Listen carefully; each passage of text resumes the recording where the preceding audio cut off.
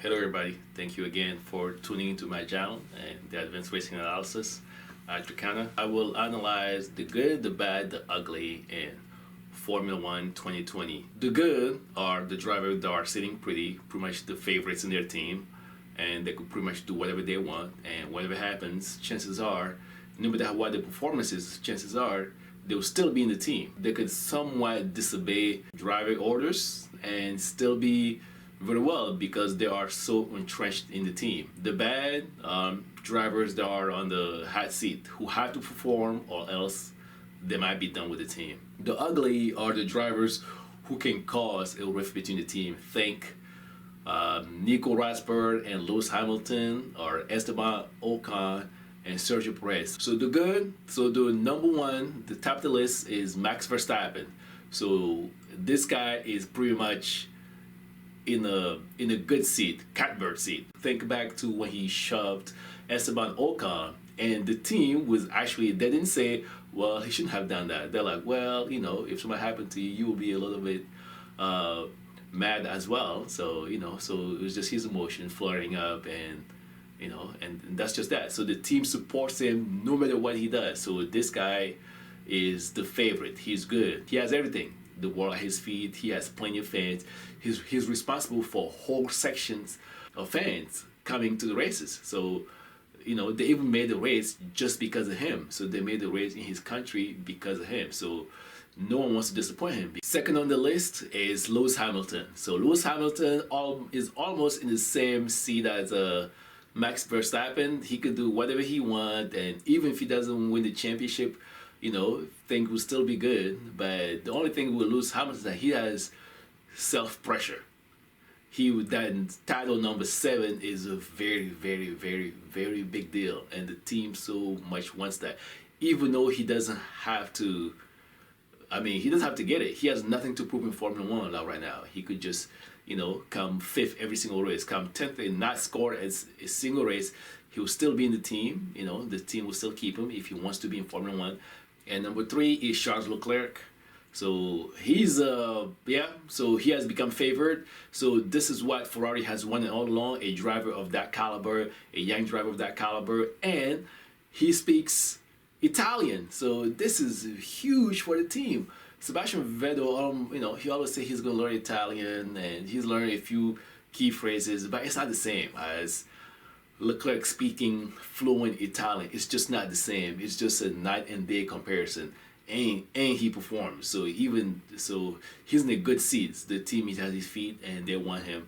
The only thing why he's not number 2 or maybe even number 1 is that depending on his performance, the team did meet. They said that the chairman did meet with Lewis Hamilton, so he still had to somewhat perform to keep his position. Even if he does perform, the team could still eye Lewis Hamilton. So that's that thing going on. And last but not least, well, in this case, last and least, because this is the only driver on the good list who's not on the podium contending car. Well, the car can contend for podiums, but less likely to contend for podiums unless you really maximize everything. It's Kimi Raikkonen. So Kimi Raikkonen also in a good seat. So for him, this is the swan song for him. So he doesn't care. I mean, that's why he's an Iceman. He has cool demeanor, whether he performs or not, and the team knows it, that okay, they have to be nice to him for him to perform. So the team knows that. The team knows his demeanor. He doesn't care about interviews. He says what he wants, and pretty much that demeanor surprisingly has kept him in Formula 1. So because on the track he performs, so people knows that, and right now he's the team's go-to person. So, and they know that they have to be good to him. They have to give him, you know, what he wants. I remember when Raikkonen was at Renault. I mean, if you visited their Facebook page, it was so, you know, so entertaining, and all with Kimi Raikkonen jokes, all with Kimi Raikkonen, you know, memes and stuff. It was so entertaining, and he likes that. He likes that people cater to him, and that's what the team has to do to get him to perform, no matter what his behavior is.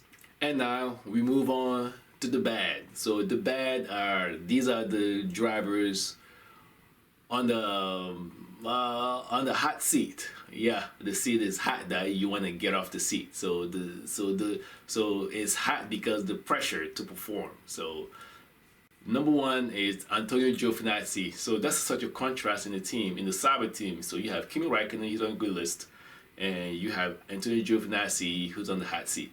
So Giovinazzi pretty much has to beat Kimi Raikkonen to keep his seat. That's it. There's no way around it. Or at least even if he doesn't beat Kimi Raikkonen, maybe come close to a podium, has like a few standout performances, have fifth place, fourth place. Hey, a podium would be good. For Giovinazzi, Ferrari is rooting for him. He's Italian, and right now he's the only Italian driver on the grid. So they would very, very much like for him to do well, and they would very much like for them to be able to say he deserves to be in the Ferrari seats. Second is Alexander Albon. Last year was a honeymoon period, but now he's in the Red Bull, and both drivers in Toro Rosso are aiming for his seat. Daniil Kvyat and Pierre Gasly, those guys will be going all out, flat out, because they want to get back to the top Red Bull seat, So he pretty much has to try to keep pace with Max Verstappen. He doesn't necessarily have to be Max Verstappen. He just has to get good results. If Verstappen is first, he has to be at least on the podium. If Verstappen is third, maybe he could be fifth.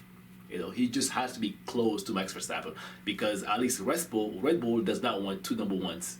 And then, believe it or not, the Toro Rosso guy, Kvyat and Gasly, not because they can go to Red Bull, but because one of them could be out of the seat in 2021. So Kvyat and Gasly. So, I would say Daniil Kvyat and then Pierre Gasly. So Daniil Kvyat has been out of Formula 1 before. So, and then it seems to me that he was on par with Alexander Albon, even though he should be beating Alexander Albon. So, but they just seemed to be neck to neck. And then when Gasly came back, Gasly was beating Kvyat. So Kvyat is higher on the bad list, because he seems like, so he should be beating those drivers. Clearly, he should be beating them, because he beat Daniel Ricciardo when he first joined at Red Bull. But now Gasly and Albon kind of seem to have his number, so he needs to pick up the pace more, because at the end in 2021, one of them could be out. And then next, right behind him, is Pierre Gasly, because if Kvyat is better than Gasly could be out of Formula 1. So both of them needs to pick up the pace. But either way, one of them could be out regardless, no matter how they perform. So that's what they need to look at. And then following those two is Sebastian Vettel. So he's on the hot seat as well. He doesn't necessarily have to be Charles Leclerc to keep his seat. So to get a contract that he wants, he has to be Charles Leclerc. So to get a contract that he can dictate the terms, he has to be Charles Leclerc. That's as simple. And then make a championship, run, or even win the title. So if he wins the title, then he can dictate the terms of his contract. Even if he doesn't beat Leclerc and is competitive and does not get into Charles Leclerc way, Ferrari could be willing to negotiate with him to be on the contract, maybe not the contract he wants, but to still stay in the Ferrari, because after all, he's still a four-time champion. That means something in Formula 1. Unlike IndyCar, where Boudet is out of a ride. I still can't believe that a four-time champion is out of a ride in IndyCar. So that means that Indy 500 has so much weight in IndyCar. But anyways, okay, back to Formula 1. They could negotiate a contract where he's maybe number 2 to Leclerc. He probably doesn't want such a contract, but Ferrari would be willing to work with them on such a contract, to work with them as long as he's number 2, and as long as he stays close to Leclerc in performance. And then last but not least, definitely not least, is Lewis Hamilton. He's on the hot seat because winning that 7th championship is so much pressure. Winning that 7th one is such a big deal that he's gonna put pressure on himself, and pretty much everybody expects him to win it this year.